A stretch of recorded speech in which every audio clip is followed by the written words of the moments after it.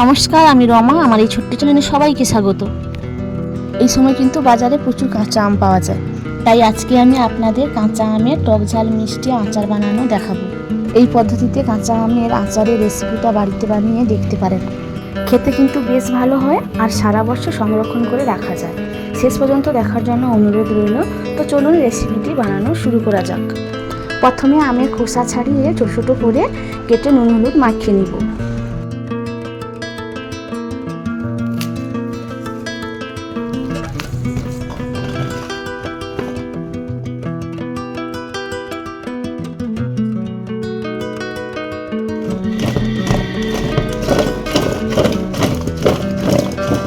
এরপরে একটা ননস্টিক প্যানে এক এক করে মশলাগুলো নিয়ে নিব। আমি পরিমাণ মতো মশলা নিয়ে নিচ্ছি, তোমাদের আমের যতটা আম সেইভাবে পরিমাণ মতো মশলা নেবে। এখানে আমি নিয়েছি পরিমাণ মতো জিরে, শুকনো লঙ্কা আর গোটা সর্ষে। এবার এইভাবে নাড়াচাড়া করে 3-4 মিনিট ধরে ভেজে নিতে হবে। এতে মশলা কিন্তু ভাজার পরে মুচমুচে হয়ে যাবে। আর এই আচারের মশলা ঠান্ডা হয়ে গেলে মিক্সিতে গুঁড়ো করতে হবে। দেখুন মশলাগুলো কিন্তু একেবারে রেডি হয়ে গেছে। এই মশলাতে সঙ্গে মিশিয়ে দিব 2 চামচ ধনে গুঁড়ো। যেহেতু আমার ধনে আগে থেকে ভাজা ছিল, তাই তোমাদের সঙ্গে শেয়ার করতে পারিনি। এবার উনানটা জ্বালিয়ে কড়াইটা গরম হতে দিয়ে দেবো 100 গ্রাম মতো সরষের তেল। সরষের তেলটা গরম হয়ে গেলে দিয়ে দিতে হবে 5 ফোড়ন, এলাচ, তেজপাতা। তারপরে দিব আমের টুকরোগুলো আর মিডিয়াম ফ্লেমে 5 মিনিট মতো নাড়াচাড়া করে নিতে হবে, যাতে আমের টুকরোগুলো তেলের মধ্যে ভালোভাবে ভাজা হয়ে যায়।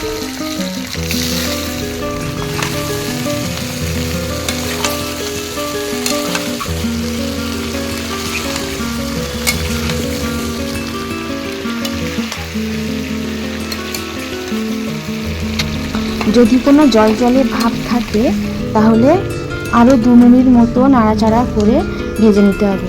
যখন পুরো ভাজা হয়ে যাবে তখন কিন্তু কড়াইয়ের মধ্যে দিয়ে দিতে হবে বেশ কিছুটা চিনি। যদি খুব বেশি আমগুলো টক হয় তাহলে চিনির পরিমাণ বাড়াতে হবে।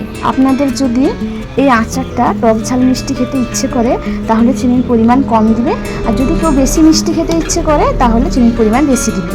এই আচারটা আমার কিন্তু টক ঝাল মিষ্টি খেতে খুবই ভালো লাগে। এখন সমস্ত কিছু একসঙ্গে ভালো করে মিশিয়ে নিতে হবে আর আগুনটা কিন্তু কম দিতে হবে। এইভাবে 5 মিনিট মতো ভালোভাবে নাড়াচাড়া করতে হবে। এতে জল দেওয়া যাবে না, তাহলে আচার কিন্তু তাড়াতাড়ি নষ্ট হয়ে যাবে।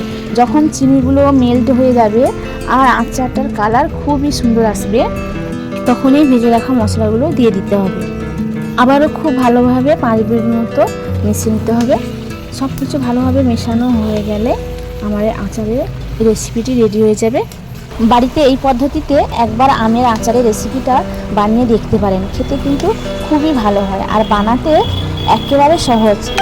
আর এই কাঁচা আমের রেসিপিটা শেষ পর্যন্ত দেখার জন্য অসংখ্য ধন্যবাদ।